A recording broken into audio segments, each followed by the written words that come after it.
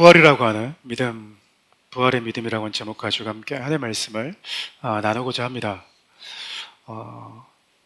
엄마의 그 태에 있는 아이들은 아직 우리가 보고 있는 이 세상을 볼 수는 없어요. 어렸을 때 아이들이 엄마의 뱃속에서 어떻게 자라는지 아주 사소하지만 눈동자와 눈썹, 손톱이 어떻게 만들어지는지 어렸을 때도 참 신기했던 것 같아요. 어떻게 똑같은 이 아이들이 만들어질 수 있는가? 그리고 가장 궁금했던 것 중에 하나가 이 아이는 엄마 뱃속에서 뭘 먹고 사나? 저만의 궁금증인 것 같습니다. 그렇죠? 그럼 그런 고민 해보지 않으셨어요? 그런 의문들 들지 않으셨어요? 우리 이렇게 맛있는 거 먹는데 아이들은 뭘 먹고 10달 동안 이렇게 버티지? 스트레스는 안 받는 것 같잖아요. 태어난 거 보면. 그렇죠? 여러분 아시다시피 아이들은 탯줄이라고 하는 걸 통해서 엄마의 생명과 연결되어 있는 그 탯줄을 통해서요, 그의 생명을 공급받고 있습니다. 그러니까 이 아이에게 있어서 탯줄은요, 생명줄인 거예요. 근데 여러분, 아이가 딱 태어나는 순간 뭐부터 잘라내버리죠? 예, 생명줄부터 잘라내버립니다. 왜 잘라낼까요? 아이에게 생명줄인데 왜 잘라내버릴까요? 더 이상 그 생명줄이 그 아이에게는 생명줄이 아니기 때문에 그래요. 탯줄이라고 하는 생명줄은 그 아이가 엄마의 태중에 있을 때만 필요한 것이죠. 그 아이가 이 땅에 태어나면 엄마의 태중에 있을 때 그에게 생명줄과 같았던 탯줄은 기능과 역할을 다하게 되는 겁니다. 고린도전서 13장을 보면 믿음과 소망과 사랑은 항상 있을 것인데 그 중에 제일은 사랑이라고 얘기하잖아요. 그 말이 무슨 말이냐면 믿음과 소망은 이 땅에 있을 때만 그 역할과 기능이 필요하다는 뜻이에요. 여러분, 우리가 무언가를 확인하고 볼 수 있는 건 그때부터는 더 이상 믿음이 아니에요. 현실이고 팩트인 거지. 믿음이라고 하는 이 기능이 필요한 건 이 세상을 살아가는 성도들에게 너무나 그 기능과 역할이 중요하기 때문에 그렇습니다. 마치 아이에게 있어서 생명줄과 같은 역할을 하는 것이 탯줄이듯이 우리가 이 땅에 살아가는 성도들에게 우리의 구원과 하나님에 대한 열망과 신뢰를 가질 수 있는 그게 그 탯줄과 같은 역할이 바로 믿음이에요. 그런데 온전한 곳이 오면 하나님의 나라가 우리에게 임하게 되면 그 나라에 우리가 새로운 피조물로 새로운 삶을 시작하게 되면 믿음은 그 기능을 다하게 됩니다. 이 땅에서 소망도 마찬가지죠. 우리가 그 나라에 바라보고 기다리는 그 소망의 나라에 들어감과 동시에 소망이라고 하는 기능과 역할도, 그 충실한 역할도 끝나게 되는 거예요. 다시 말하면 이 땅을 살고 있는 저와 여러분들에게 있어서 믿음이라고 하는 것이 가지고 있는 역할은 분명히 온전한 곳이 오고 그 온전한 나라에 들어가면 역할이 다할 수는 있지만 이 땅에 머무는 동안만큼은 우리에게 너무나 중요하다라는 거예요.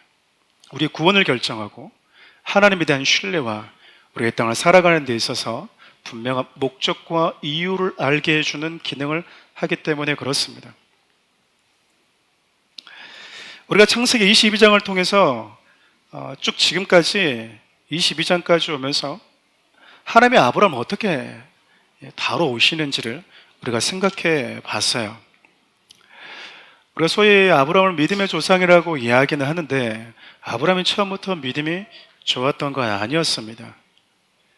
그가 여러 시행착오를 겪으면서 하나님의 만들어주신, 만들어 가신 그 토기장이의 손에 들려져 있는 진흙과 같은 그 아브라함이 그럴싸한 모양으로 빚어졌던 건 그의 어떠함이 아니라 하나님의 은혜였던 거예요. 오늘 본격적으로 이렇게 창세기 22장을 시작하면서 여러분에게 이 본문을 좀 나누기 전에 이제 22장이 끝나면 아브라함의 이야기가 언급이 거의 안 되거든요.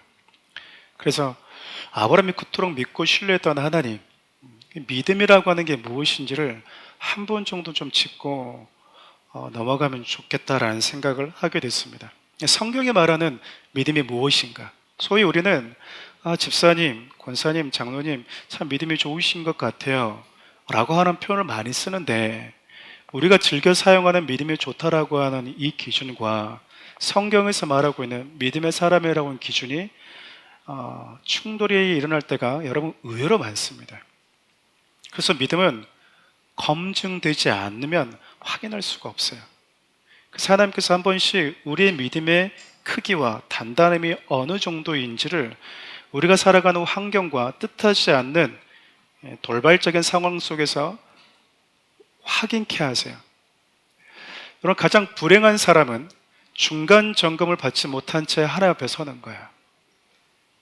다시요. 이 땅을 살아가면서 목사님, 저는 한 번도 힘든 일을 경험해 본 적이 없습니다. 어렵고 아프고 눈물 나는 일을 경험해 본 적이 없습니다. 편안함이 좋은 건 아닌 거예요. 편안함이 가치는 아닌 거예요. 우리가 그 힘들고 어려움이라고 하는 그 터널을 지나가면서 막연했던 하나님에 대한 믿음, 그분에 대한 나의 신뢰가 어느 정도인지를 우리는 점검할 수 있거든요. 소위 말하는 중간고사를 한 번씩 보면서 내 실력이 어느 정도인지를 가늠할 수 있다, 그거예요. 우스갯소리로 제가 그런 표현들을 종종 여러분들에게 소개한 적이 있었던 것 같아요. 학창시절에 보면은 시험이 딱 끝나면 아직 결과가 나오기 전인데도 불구하고 시험 잘 본 아이들이 1번 몇 번이야, 2번 몇 번, 3번 몇 번, 가채점을 하는 경우가 많이 있었죠. 여러분들 그런 학교를 다니지 않으셨던 것 같아요. 저는 정말 많았거든요. 시험 끝나자마자 채점을 시작하는 거예요. 그러면서 아직 최종 결과가 안 나왔는데 공부 잘한 애가 찝어주는 그것이 정답인 줄 알고 자기의 가채점 점수를 자기가 아는 거야. 그대로 반전이 일어나죠. 선생님이 딱 와서 이제 1번부터 뭐예요? 진짜 점수를 확인해줘요. 1번 몇 점? 그럼 여러분 여기저기서 환호성과 막 다시 막 우울해짐과 이런 막 비통함이 막 여기저기 나오잖아요. 100점인 줄 알았는데 막 두세 개 틀려 있고 50점인 줄 알았는데 70점이고 내리 찍었는데 목사님, 선생님 저는 아닌데요 가보면은 찍은 게 너무 맞아 있고 놀라운 일들이 벌어지고 있습니다. 여러분, 중간에 공부 잘하는 애가 알려준 건 그 아이의 기준에서, 공부 잘하는 아이의 기준에서 말해줬던 점수는 진짜 점수 아니에요. 아니라고요. 진짜 점수는 선생님 올 때 결정이 나요. 저와 여러분들의 신앙의 기준이 그분 앞에 서면 결정이 나겠지만 중간중간 하나님은 마태복음 6장 7장에 언급했던 것처럼 뜻하지 않은 비바람과 창수와 홍수를 통해서 우리의 믿음이 반석에 세워져 있었는지 쉽게 무너지는 모래 위에 세워져 있는지를 점검케 하십니다. 그 정도로 우리의 삶을 때로는 불편하게 하실 만큼 그 불편함이 우리가 힘들어할 걸 알면서도 불구하고 하나님이 그 일을 하신다라고 하는 건 그만큼 믿음이라고 하는 것이 가치 있기 때문에 그래요. 오늘 아브라함을 통해서 하나님께서 우리에게 보여주고 있는 믿음의 사람이라고 하는 것이 무엇인지 좀 생각해 보려고 합니다. 그리고 우리가 이제 앞으로 살펴보겠지만, 오늘 본문으로 잠깐 언급이 되지만, 아브라함은 어떻게 아들 이삭을 바치면서까지 하나님이 다시 이 아들을 되돌려 줄 거라고 하는 이 부활의 신앙, 부활의 믿음까지 잘할 수 있었는 걸까? 한번 그 부분을 좀 생각해 보려고 그래요. 먼저 성경이 아브라함의 믿음에 대해서 어떻게 평가하고 있는지 한번 좀 살펴보죠. 우리가 로마서 4장 18절부터 21절인데 같이 읽겠습니다. 아브라함이 바랄 수 없는 중에 바라고 믿었으니 이는 내 후손이 이같으리라 하신 말씀대로 많은 민족의 조상이 되게 하려 하심이라. 그가 백세나되어 자기 몸이 죽은 것 같고 살의 태가 죽은 것 같음을 알고도 믿음이 약해지지 아니하고 믿음이 없어 하나님의 약속을 의심하지 않고 믿음으로 견고하여져서 하나님께 영광을 돌리며 약속하신 그것을 또한 능히 이루실 줄을 확신하였. 여러분, 앞서 얘기했던 것처럼 믿음은 현실을 보고 또 만져보고 확인하는 개념이 아니에요.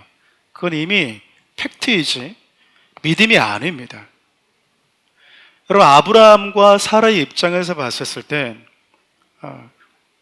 그리고 그의 현실을 봤었을 때, 그리고 자신의 이 육신이라고 하는, 몸이라고 하는 컨디션을 봤을 땐 자녀를 낳을 수 있는 몸 상태가 아니었어요.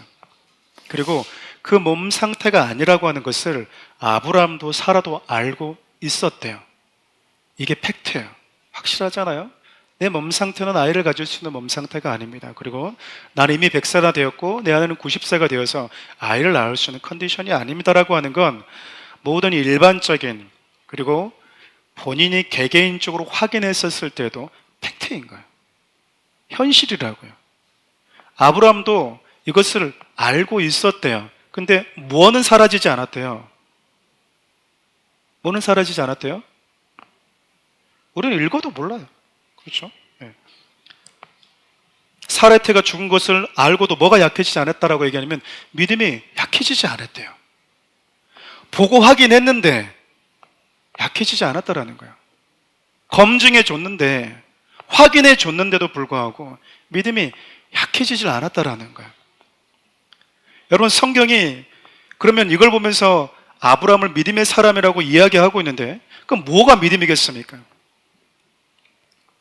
내가 무언가를 할 수 있는 건 능력이지, 보고 확인하는 것은 사실이고 팩트인 것이지, 그건 믿음과 달라요. 믿음이라고 하는 건 믿는 대상이 있고요, 내가 붙드는 말씀이 있어요. 신념이 아니에요. 긍정적 사고가 아니라고요. 막연하게 잘 될까? 라고 하는 게 믿음이 좋은 게 아니고요.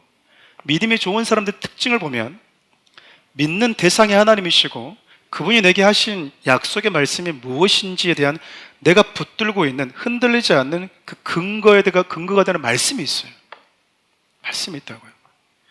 여러분, 우리 욥이라고 하는 사람도 하나 좀 살펴보죠. 욥기 23장 8절부터 12절입니다. 함께 읽어볼까요? 그런데 내가 앞으로 가도 그 안에 계시고 뒤로 가도 보이지 아니하며 그가 왼쪽에서 일하시나 내가 만날 수 없고 그가 오른쪽으로 돌이키시나 배울 수 없구나. 그러나 내가 가는 길을 그가 아시나니 그가 나를 단련하신 후에는 내가 순금같이 되어 나오리라. 내 발이 그의 발걸음을 바로 따랐으며 내가 그의 길을 지켜 치우치지 아니하였고 내가 그의 입술의 명령을 어기지 아니하고 정한 음식보다 그의 입의 말씀을 귀히 여겼도다. 욥이 지금 힘든 시간을 보내고 있어요. 그 힘든 시간을 보내면서 자신이 유일하게 믿고 의지했던 하나님을 만나고 싶어 합니다. 하나님을 찾고 있어요. 공기보다도 더 촘촘한 밀도로 우리의 삶을 에워싸고 있는, 어디에나 계시는 그 하나님. 그런데 막상 힘든 터널을 지나고 있을 때 욥은 하나님을 발견하지 못하고 있어요.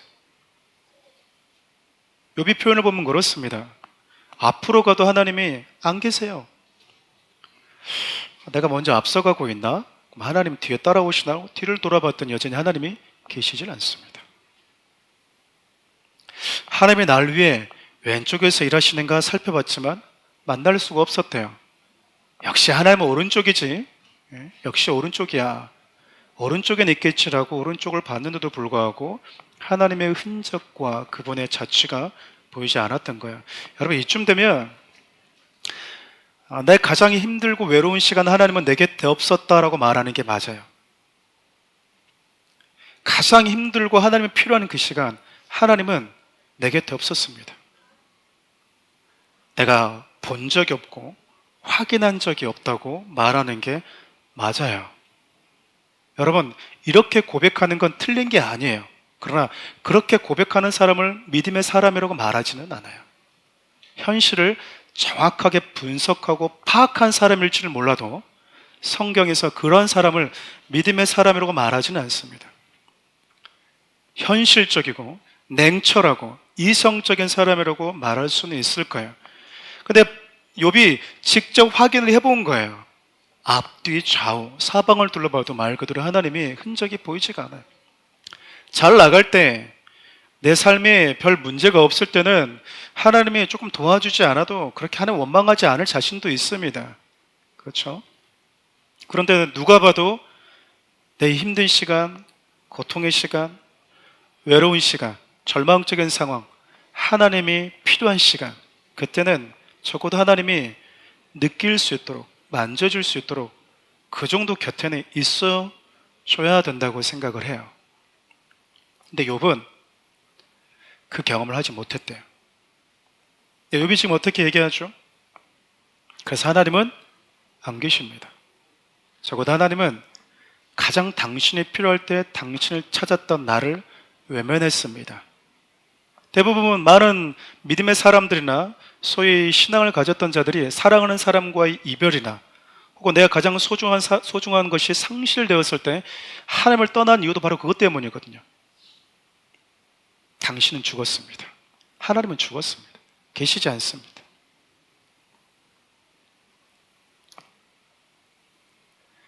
누구보다 하나님 필요한 시간에 하나님을 만나지 못했던 욥이 어떻게 얘기하냐면 현실을 그대로 얘기해요. 하나님, 제가 지금 앞뒤 좌우를 봐도 하나님의 흔적이 보이지 않고 당신의 숨결이 들리지가 않아요.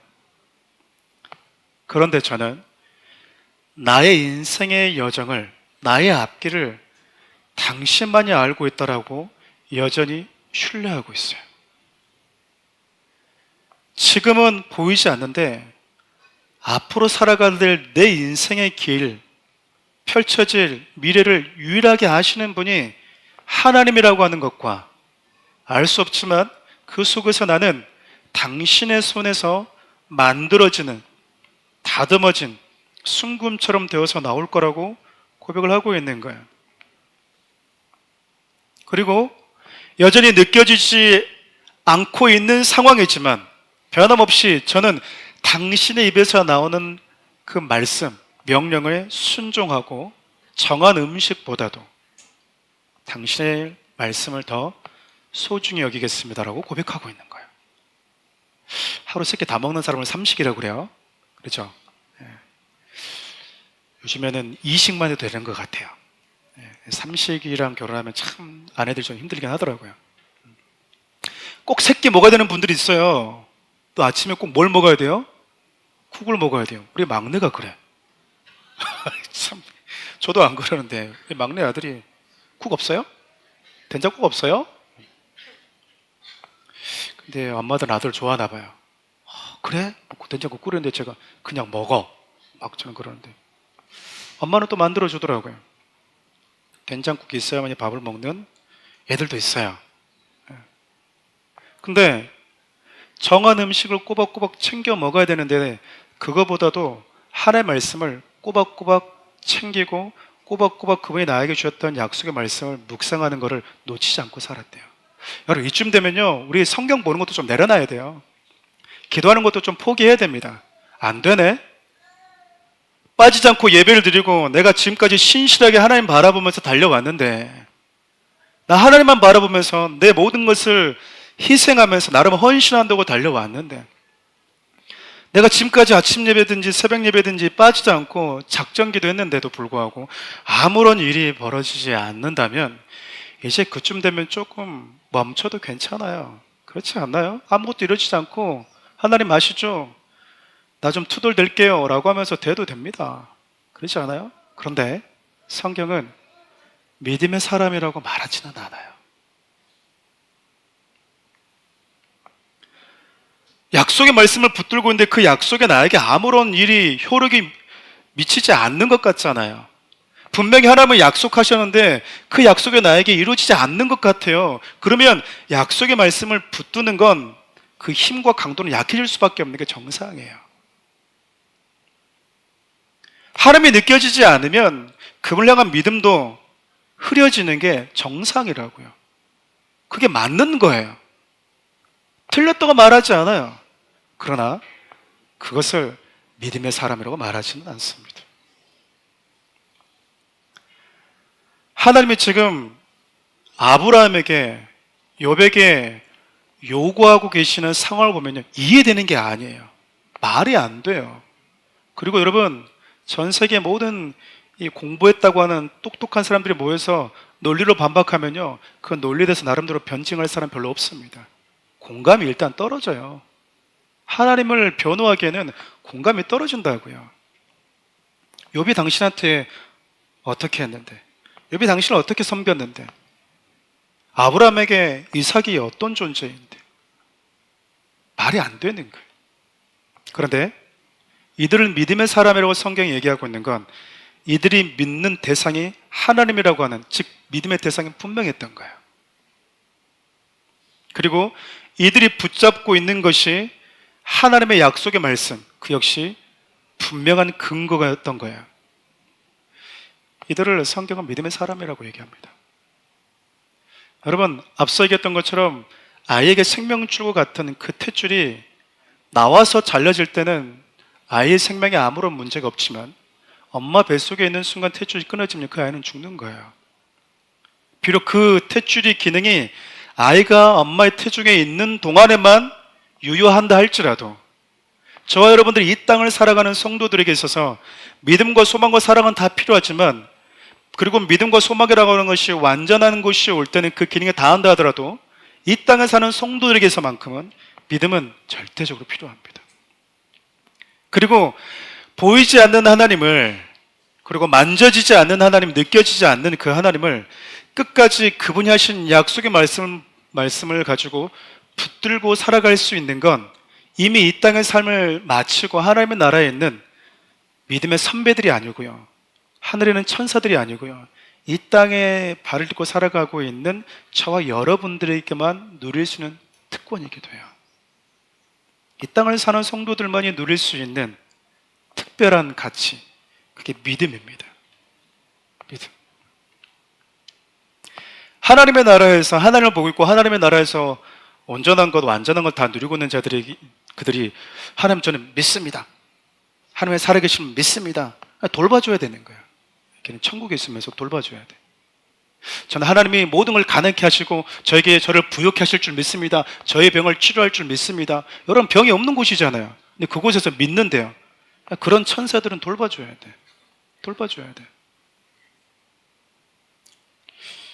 그렇잖아요. 그건 이 땅에서만 필요한 거예요. 그래서 여러분, 우리가 주님의 나라라고 하는 그 영원한 그 삶이 보장되어 있기 때문에 우리는 아주 유한한 이 땅을 살면서 치열하게 하나님을 향한 믿음을 보여줄 수 있는 유한한 시간이 이 땅에 몸담고 살고 있는 시간이라고 생각하면 맞아요. 빨리 눈물이 없는 곳에 가려고 하지 마십시오. 가게 되어 있어요. 여러분, 눈물 흘릴 수 있는 곳에 눈물을 흘려보는 건 좋은 거예요. 고통을 느껴볼 수 있는 곳에서 고통을 느껴볼 수 있는 건 좋은 겁니다. 그곳에서는 아픔이 없잖아요, 눈물이 없잖아요, 슬픔이 없잖아요. 빨리 가고 싶으십니까? 영원한 시간이라고 하는 곳에 비하면 100년, 7, 80년 시간, 여러분 점도 안 찍히는 짧은 시간이에요. 희소 가치가 어마어마하죠. 보이지 않는 상황에서 하나님의 살아계심을 외칠 수 있는 그 고백은 이 땅에 있는 사람만이 할 수 있다니까요. 보이고 확인할 수 있는 곳에서 하나님을 찬양하는 그 가치보다 보이고 만져지지 않는 곳에서 여전히 하나님을 향한 신뢰를 가지고 그분을 찬양할 수 있는 게 훨씬 더 가치가 있어요. 저와 여러분들이 드리는 찬양은 천군 천사도 흠모할 만하다고 하는 것은 이 땅에 있는 성도들만이 드릴 수 있는 아주 가치 있는 찬양은 천사가 부를 수가 없어요. 눈물이 없는 곳에서, 아픔이 없는 곳에 있는 애들이 아픔과 슬픔이 있고 확인할 길이 없는 곳에서 하나님을 외치는 자들이 드리는 예배보다 가치일 수 있을까요? 저는 그렇지 않다고 생각합니다. 그래서 여러분, 우리가 하나님을 향해서 가장 아름다운 외침을 드릴 수 있는 그 시간은 어쩌면 욥과 같이, 아브람 같이 말도 안 되는 상황에 내몰릴 때라고 생각해요. 여러분, 가장 고통스러운 시간 지나갈 때, 가장 외롭고 아픈 시간을 지나갈 때요, 여러분 그 시간은 허비해버리면 안 돼요. 그 시간을 놓치면 안 돼요.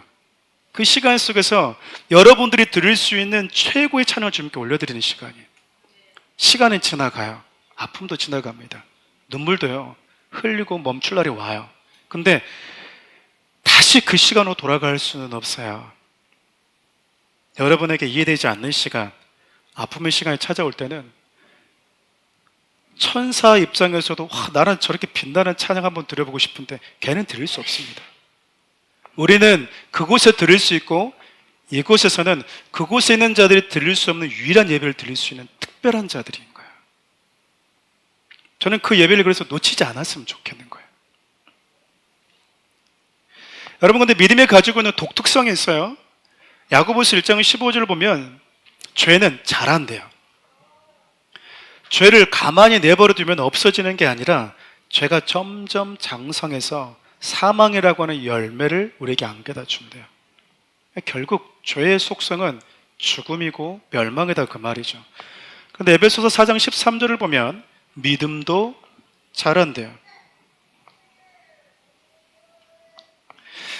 여러분, 아브라함이 중간중간 실수할 수도 있었고 또 처음부터 믿음이 좋은 것은 아니었었지만,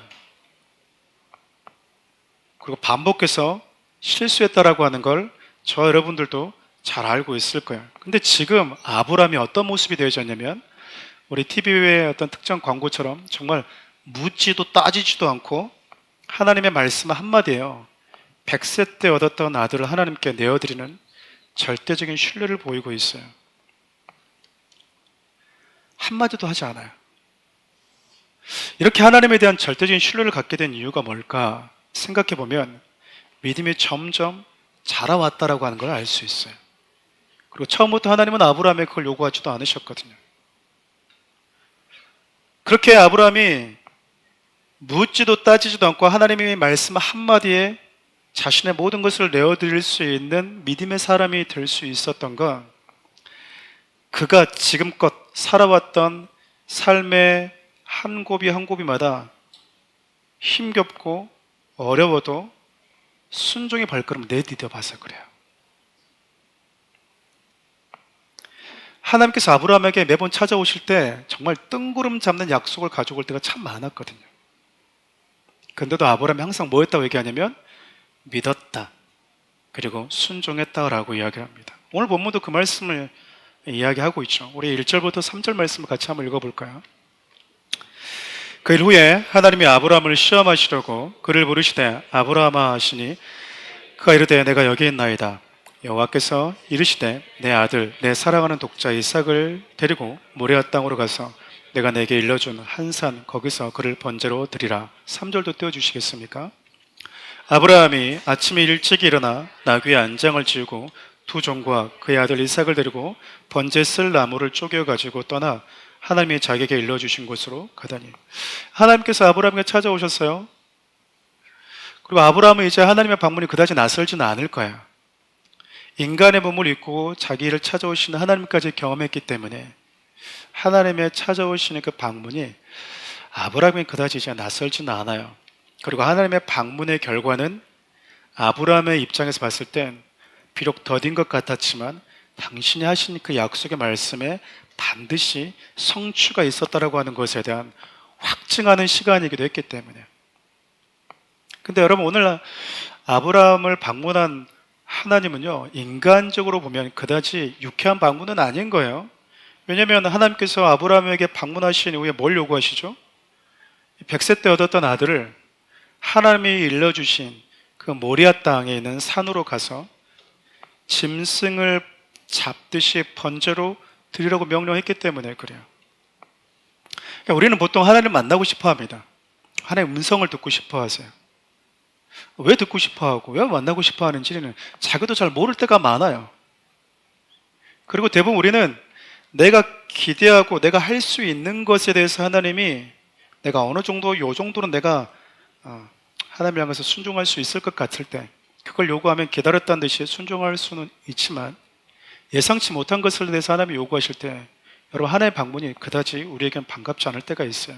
많은 이들이 요술 램프 지니처럼 내가 원하는 소원 하나 가지고 하나님이 나에게 올 거라고는 막연한 기대감을 가지고 있거든요. 근데 성경을 보면 이와 달리 하나님의 방문이 오히려 참 마음을 불편하게 할 때가 의외로 많았습니다.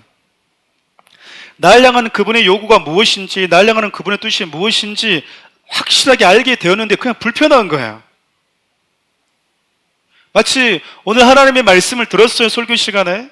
그리고 하나님이 말씀을 통해서 내 삶을 보여준 거예요. 조명해 준 거예요. 내가 어디로 가고 있는지, 내가 무엇을 버려야 되는지, 내가 아직까지 움켜쥐고 있는 것이 무엇인지 알게 됐는데 기쁘지가 않고 유쾌하지가 않아요. 불편해요. 정말 불편하기 그지없는 거예요, 말씀을 들었는데. 그래서 적지 않은 성도들이 레디컬한 설교나 원색적인 직언하는 설교자를 부담스러워하는 일까지 벌어지는, 우리가 흔히 주위에서 볼 수 있다고 생각해요. 근데 여러분, 하나님께서는 아브라함이 요구하신 말씀은요, 감정적으로 그냥 불쾌하다 이런 정도가 아니고요, 인간적으로 이 요구에 이 응하기가 거의 불가능한 거예요. 하고 싶어도 할 수 없는 거라고요. 아들을 잡아서 토막을 내서 번제로 제가 될 때까지 태워라. 근데 우리 하나님 참 매정하죠. 아브라함의 마음이 얼마나 고통스러울지 충분히 아셨을 텐데, 인간의 감정을 창조하신 분이 하나님이시잖아요. 누구보다 잘 아시겠죠. 말하기 전부터 내가 이 말하면은 아브라함이 얼마나 힘들지 하나님 모르시겠습니까? 근데 하나님이 당신이 하실 말만 딱 하고 뭐 해버려요? 아브라함 의견 듣지도 않고 가버렸어요. 참 하나님 사람 참 불편하게 할 때 많아요. 그렇죠?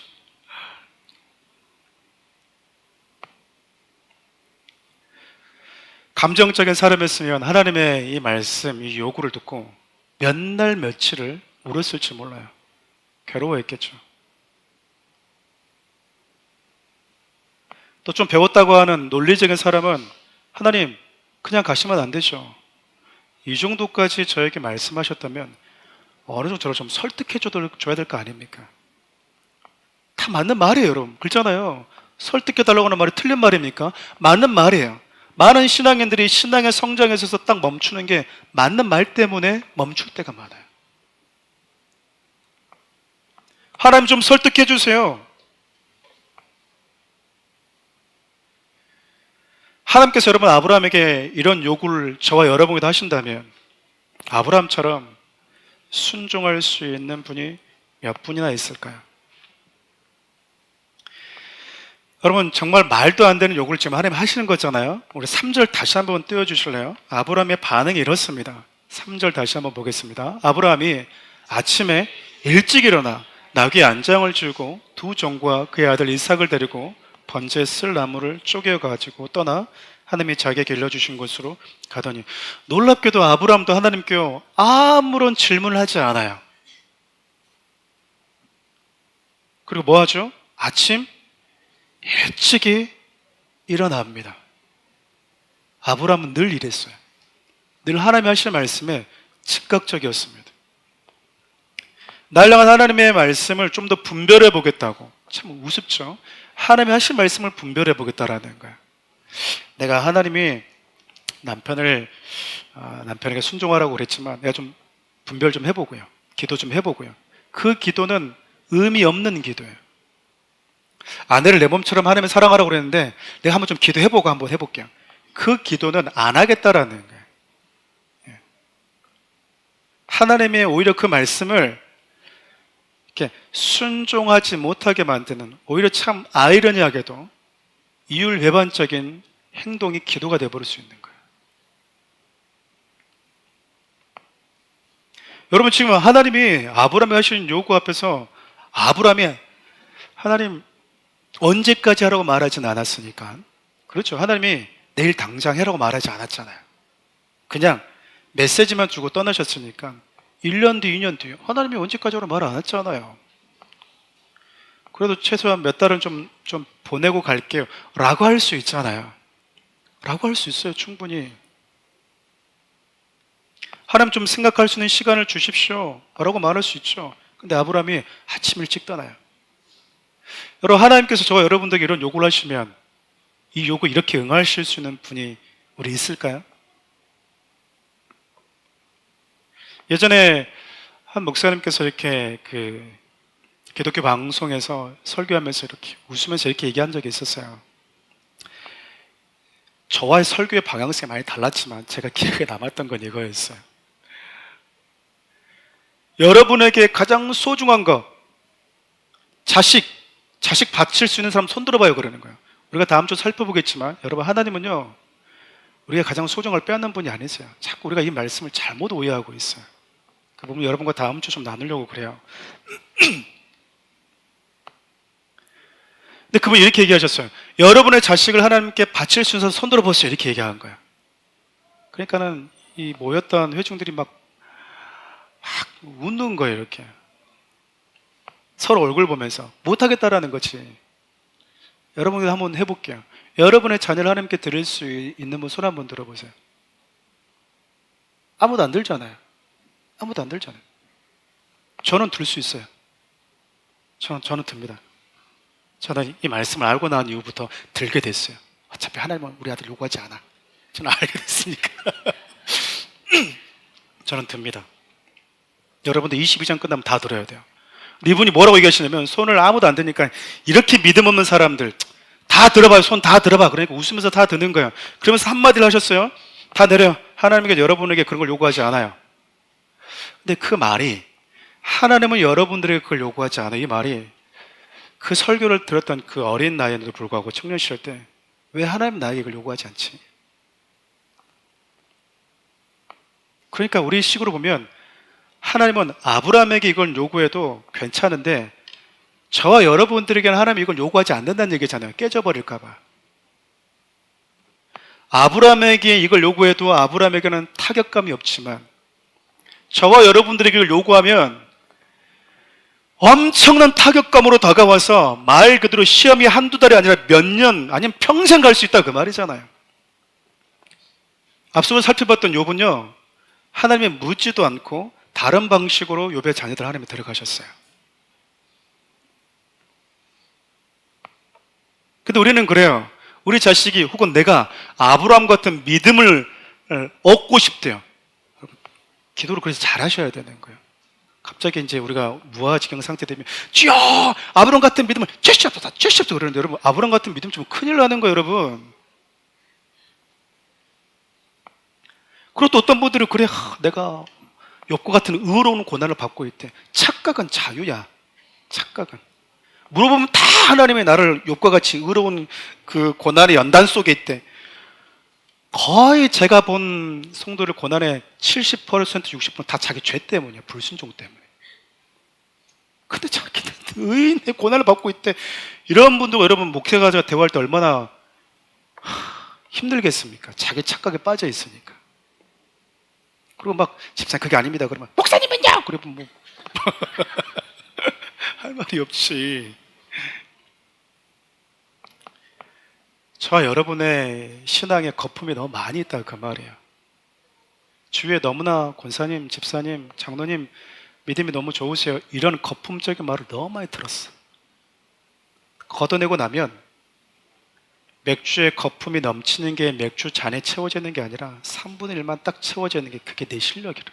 사람들은 거품을 걷어내고 싶지 않아. 그것도 내 실력이라고 생각하고 싶어 한다고요. 저는 하나님이 아브라함을 대할 때 가졌던, 여러분도 다 마찬가지일 거예요. 목사도 마찬가지고 여러분은 부모들도 다 마찬가지일 거예요. 어떤 걸 부탁하거나 어떤 걸 요구할 때는요, 그거를 감당할 수 있는 충분한 신뢰가 있는지를 확인하고 해요. 아무한테 얘기하지 않아요, 여러분. 무슨 말을 해도 오해하지 않을 거야. 타격감이 없을 거야. 나를 신뢰할 거라고 하는 그 믿음과 신뢰관계가 있을 때 여러분 요구하지, 그러지 않으면 이런 요구 못 합니다. 그런 말은 하나님은 아브라함에게 뭐가 있었다라는 거예요? 신뢰가 있었다라는 거예요. 인류 역사상 하나님이 아들을 갖다가 번제로 드리라고 요구받았던 사람은 아브라함 딱 한 사람뿐이에요. 부럽지 않나요? 하나님이 무슨 말을 나에게 해도 괜찮은 사람이 되어지는 것. 하나님이 어떤 요구를 나에게 하셔도 괜찮은 사람이 되는 것. 믿음의 사람이잖아요. 근데 하나님이 나에게 무언가를 요구하거나 말씀하실 때 새 가슴이 되어버리는 거예요. 이런 상황을 주면 얘가 또 뭐 예배 드리니 많이 난리를 칠 건데, 또 이런 일을 살짝 터널만 조금만 지나가면은 아름답게 정금처럼 빚어질 건데, 내가 정금처럼 좀 빚고 싶어도 요 짧은 터널을 지나가도 막 하나님 살아계시냐고 막 핏대를 세울 건데 이걸 어떻게 하나? 하나님이요, 아마 머리카락이 없을 가능성이 많아요.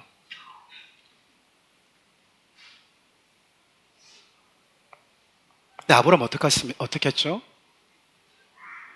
하나님도 이유를 설명해 주지 않고 말씀만 하고 떠났는데, 그 아비의 그 자식이라고 아브라함도 묻지도 따지지 않고요, 그냥 그 아침 일찍 떠나요. 상상하기 힘든 고통을 안고 아브라함의 지금 믿음의 여정이 시작되고 있는 거예요. 저는 아침 일찍 탁 떠나는 모습 보고 하나님 되게 당황했을 것 같아요. 우리 하나님 놀랐을 것 같아요. 하나님은 우리에게는 감정이라고 하는 게 있는 분이시거든요. 그래서 그분이 기뻐하시고 슬퍼하기도 하시는 거예요. 놀라지 않았겠습니까? 여러분, 몇 날 며칠 고민하고 순종해도 괜찮아요.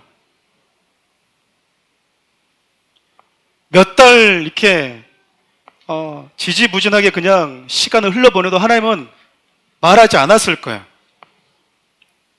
근데 아침 일찍 아브라함이 떠나는 거 보고 하나님도 당황하지 않았겠습니까? 하나님을 놀라게 하는 믿음의 사람이었던 거예요, 진짜로. 즉각적으로 순종하는 사람들, 이유도 묻지 않고 따지지 않는 믿음의 사람들, 하나님 말씀하셨으면 저는 갑니다. 하나님이 나에게 그 말씀하셨다면 저는 무조건 합니다. 이유가 뭐지? 하나님 말씀하신 그 자체가 이유가 되는 사람. 내가 순종해야 될 그 이유가 하나님인 사람. 그 아브라함 여러분, 아침 일찍 일어나서 하나님 말씀하신 곳까지 와요, 이제. 근데 아브라함의 이 믿음이 정말 정점에 이릅니다. 정점에. 우리 오늘 본문 4절과 5절 함께 읽어볼까요? 제3일에 아브라함이 눈을 들어 곳을 멀리 바라본지라. 이 아브라함이 종들에게 이르되 너희는 나귀와 함께 여기서 기다리라. 내가 아이와 함께 저기 가서 예비하고 너희에게로 돌아오리라. 3일 후에 하나님께 지시한 곳에 이제 거의 도착했어요. 그리고 아브라함이 함께 길을 떠났던 두 종들에게 뭐라고 얘기하냐면 너희들은 여기서 기다리고 있으래요. 그리고 내가 이 아이와 함께 가서 뭐하고 오겠대요? 예배하고 오겠대요. 그리고 우리가 나와 내 아들이 너에게로 돌아오겠대요. 여러분, 아브라함은 놀라운 신앙 고백에 두 가지가 담겨져 있잖아요. 아브라함은 하나님께서 독자 이삭을 바치라고 하는 그 명령을 뭘로 받아들였다라고 하는 겁니까? 그러니까 예배로 받아들였다라는 거예요. 하나님 어떻게 이렇게 말도 안 되는 힘든 걸 나에게 요구할 수 있습니까? 라고 말하지 않았잖아요. 또 나름 하나님을 변호한답시고 하나님이 제가 안 하는 게 덕이 될 것 같은데요. 저는 하면은 하나님께 인정을 받겠지만 제 하나의 행동으로 사람들이 하나님에 대해서 어떻게 생각하겠습니까? 하나님은 자식을 갖다 바치는 몰래 것 같은 이방신과 다를 바가 없네?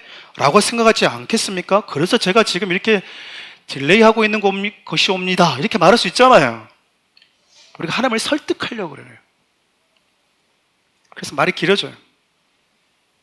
아브라함 인간이잖아요. 하나님의 명령이 얼마나 감정적으로 정신적으로 힘들었겠어요. 기계처럼 온 게 아니에요. 근데 아브라함은 이 모든 것을 힘들고 괴롭다는 식으로 받아들이는 것이 아니라 지금 하나님이 내게 뭘 요구하고 계신다? 예배를 요구하고 계신다. 여러분, 예배가 뭐겠습니까? 오늘 본문을 보면 경배, 엎드림, 맞아요. 여기서 말하는 예배는 번제인데 이 말은 주신 분이 하나님이라고 하는 고백이에요. 처음부터 내 것이 아니라 당신 것이었습니다라고 하는 것을 확인하는 것, 그게 예배예요, 여러분. 하나님, 내 생명도 처음부터 내게 아니었고요. 하나님이 주신 이 아들도 처음부터 내게 아니었어요. 번제라고 하는 거는 다 드리는 거잖아요. 다른 화목제는 이렇게 나눠 먹는데 나눠 먹을 것이 없도록 제가 될 때까지 태워버리는 건 내 몫이 하나도 없다는 뜻이에요. 예배는 하나님 이건 내 거죠? 하나님 저한테 준 거니까 이거는 그래도 제 거잖아요. 왜 줬다 뺐어요? 이건 내 거잖아요. 이건 keep, 이게 아니고 전부 다 하나님 거예요. 하나님의 주권에 대한 신앙 고백을 확인하는 시간이 예배예요, 여러분. 그래서 여러분, 예배 때 우리가 하나님께 드리는 시간과 물질, 나름의 헌신과 수고에서 여러분 생색내고 있는 건 내가 지금 온전한 예배를 드리고 있지 않은 거예요. 여러분, 우리가 왜 와서 하나님께 시간을 드리고 제가 어줍지 않다라고 하는 걸 여러분 양해해 주시길 바라요. 예수님께서 우리에게 하신 헌신에 비하면 어줍지 않은, 헌신이라고 말하기도 힘든 헌신과 수고를 하면서 우리가 생색을 낸다? 내가 하나님께 드리면서 마치 내 것에 참 많은 부분을 드린다고 생각한다? 이건 여러분 번제로서의 예배가 아닌 거예요. 여러분, 아브라함에게 있어서는 전 재산을 드릴지언정 이삭은 아니에요.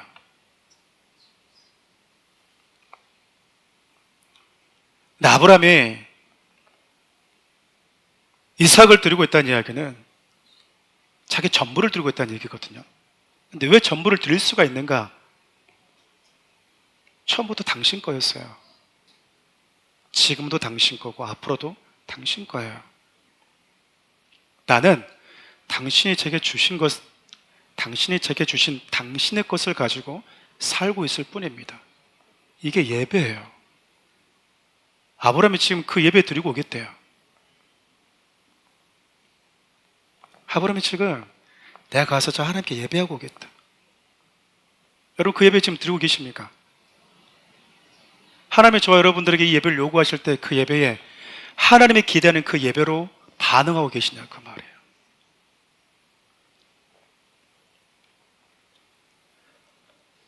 하나님이 이 말씀을 보면 저마다 요구하는 예배의 수준도 다른 것 같아요. 여러분 아이들이 부모 앞에서 재롱 떠는 거 귀여워요. 걷기만 해도 박수 칩니다. 여러분 걸을 때 박수 치는 분 있으면 돌봐줘야 돼요. 아셨죠? 여러분 걸은데 막 둘 다 이상한 거예요. 이거는 하나님이 저와 여러분들의 요구하는 예배의 수준이요 저와 여러분의 믿음의 수준일 수 있어요. 하나님이 저와 여러분들에게 기대하는 예배의 그 수준이요 여러분과 저는 모를 수 있지만 그 예배의 수준이 저와 여러분들이 지금 현재 믿음의 수준일 수 있다니까요. 하나님은 딱 그만큼만 요구하시는 거예요. 그만큼. 그러니까 여러분 오늘 우리가 아브라함의 이 고백을 통해서 내가 가서 저기서 예배하고 오겠다라는 그 첫 번째 고백을 통해서 예배가 이런 거구나. 우리가 알아야 된다니까요. 시간을 드리고 우리가 와서 하나님을 이렇게 노래하고 설교 듣고 가는 정도가 아니라 처음부터 내 것은 다 없었습니다.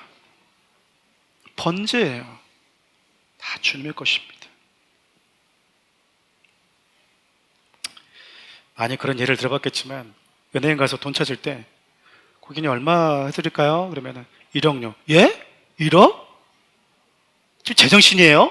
이렇게 하면서 여러분 1억 내줄 때 옥신각신하는 그런 직원 보신 분 있어요? 없어요.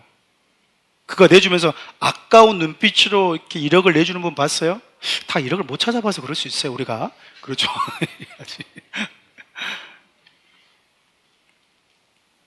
자기 게 아니에요. 자기 게 아니라고. 하나님이 저 여러분들에게 그걸 요구하실 때가 있어요. 한 번씩. 누구 거니? 이때 여러분, 이 누구 거니라고 하는 걸, 아, 하나님 날 시험하시네, 테스트하시네, 이런 개념이 아니라 예배로 반응하셔야 돼요. 하나님 분명히 아브라함을 시험하셨어요.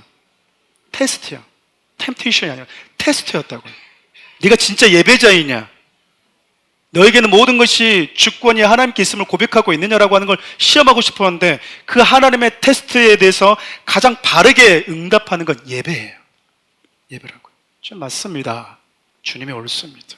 주님이 주인이십니다. 아브라함 여러분, 이 고백과 더불어서 또 하나의 고백에 뭐 있었냐면 아들과 함께 돌아오겠대요. 뭔 자신감? 번제로 태워버리면 죄밖에 안 남아요, 여러분. 여러분 가끔씩 손가락이 절단되면요 그날 그대로 가져오면 봉합이 됩니다. 손가락이 잘려나가도요. 봉합이 돼요. 가능해요. 물리치료하면 다시 움직일 수 있어요. 우리 보면 참 신기하죠. 근데 여러분 죄가 돼버린 건 못 만들어요. 근데 죄가 돼버렸는데 어떻게 다시 돌아올 수 있겠죠? 돌아올 수 있다라는 거죠. 히브리서 기자는 아브라함이 그 당시에 가졌던 믿음을 이렇게 소개해요. 우리 히브리서 11장 19절 같이 읽겠습니다. 그가 하나님이 능히 이삭을 죽은 자 가운데서 다시 살리실 줄로 생각한지라 비유컨대 그를 죽은 자 가운데서 도로 받은 것이니라. 아멘. 아브라함이 지금 한 번도 경험해보지 않은 부활의 신앙을, 부활의 믿음이 어느덧 생겨버렸어요. 어떻게 해서 이 믿음이 생겼을까요? 아직 어디에도 죽었다가 살아났다고 하는 것을 경험해 본 적이 없는 시대거든요. 그런데도 하나님은 다시 죽은 자 가운데서 살리실 거라고 생각했대요. 믿었대요. 왜 어떻게 이런 부활의 믿음을 가질 수 있었을까? 아브라함은 그 전에 한번 경험한 적이 있어요. 먼저 경험했죠. 언제 경험했습니까? 죽은 자도 다시 살려주시는 하나님, 다시 돌려주실 수 있는 전능한 하나님이라고 아브라함이 언제 경험했죠? 아이러니하게도 이삭 낳으면서 경험했거든요. 100세나 되는 자기 몸과 90세나 된 자기 아내 그 죽은 몸에서 생명을 주신 분이 하나님이라고 하는 그 경험이요, 믿음의 씨가 되어서 그 씨앗이 자라고 자라서 어느 정도의 하나님에 대한 이 생각에까지 자라버리냐면, 그렇다면 하나님은 죽은 몸에서 생명을 주시는 분이라면 한 줌의 재가 되어도 다시 살릴 수 있는 전능한 분이시겠구나라고 하는 믿음까지 자라버린 거예요. 여러분, 하나님에 대한 경험은 너무나 중요해요. 근데 경험이 곧 믿음은 아니에요.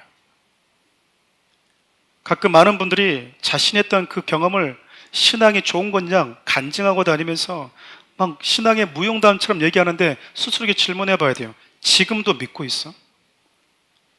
우리도 그래요. 간증하면서 하나님이 그때 이렇게 일하셨습니다. 그럼 한번 물어보세요. 그때와 같은 일이 지금 벌어진다면 똑같은 믿음, 아니 더 나은 믿음의 자세를 취할 수 있어? 그러면 그때는 하나님이 해주신 것 같은데 두 번, 세 번 일어나면 잘 모르겠네. 그러면 그 경험은 믿음이 되어 있지 않은 거예요. 그냥 무용담만 갖고 있는 거예요.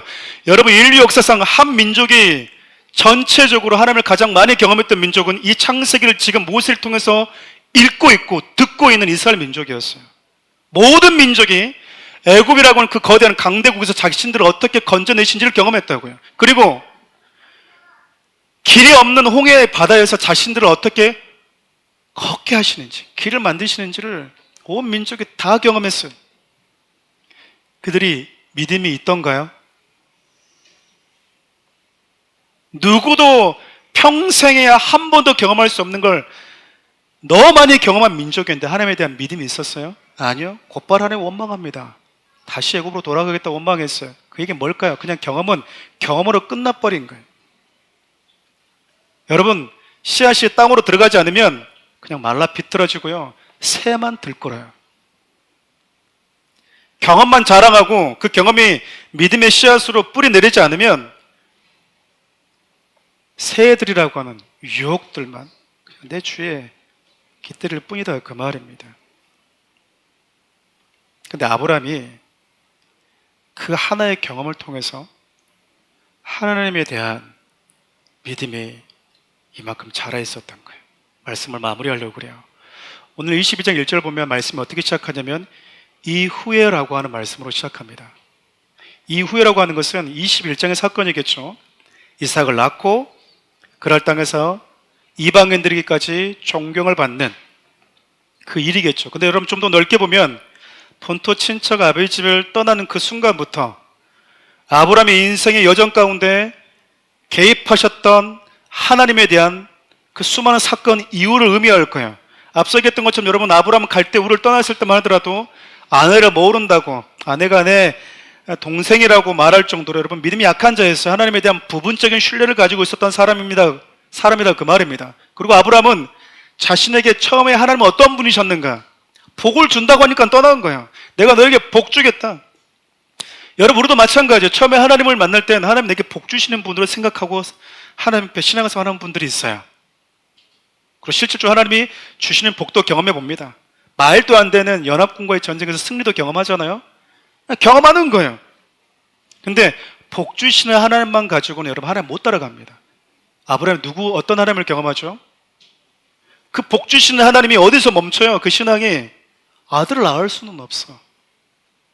근데 100세에 자기에게 자식을 주시는 하나님을 통해서요, 하나님은 전능하신 하나님이구나라고 하는 것을 알게 돼요.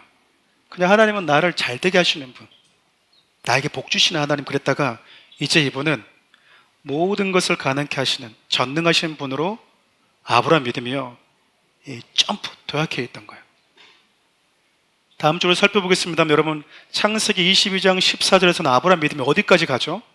하나님은 준비하신 하나님, 죄인된 인간을 위해서 자신의 독생자까지 내어주시기 위해서 준비하고 계신 하나님이구나라고 하는 그 믿음까지 자라게 돼요. 사랑하는 우리 성도 여러분, 우리 아브라함에 대한 얘기를 다음 주 집중으로 살펴보기 전에 저와 여러분들이 이 믿음이 있는지가 중요해요. 저와 여러분들에게도 아브라함처럼 똑같이 이 후회라고 하는 삶의 여정들이 분명히 있었거든요. 크고 작은 하나님에 대한 경험들이 있어요. 문제는 그 경험들이 하나님에 대한 믿음으로 믿음화되어져 있는가? 어떤 이는 단 한 번의 신앙의 경험이 누군가에게는 경험으로 끝나는 반면 소위 몇 차례 간증하고 다니는 정도로 끝나는 이가 있는가 하면 어떤 이는 그 한 번의 경험이 완전히 새로운 믿음까지 자라는 자들이 있기도 해요. 수없이 하나님의 음성을 듣고 그분의 뜻을 느껴오고 들어왔던 여러분, 잘하 계십니까? 믿음이 잘하 계세요?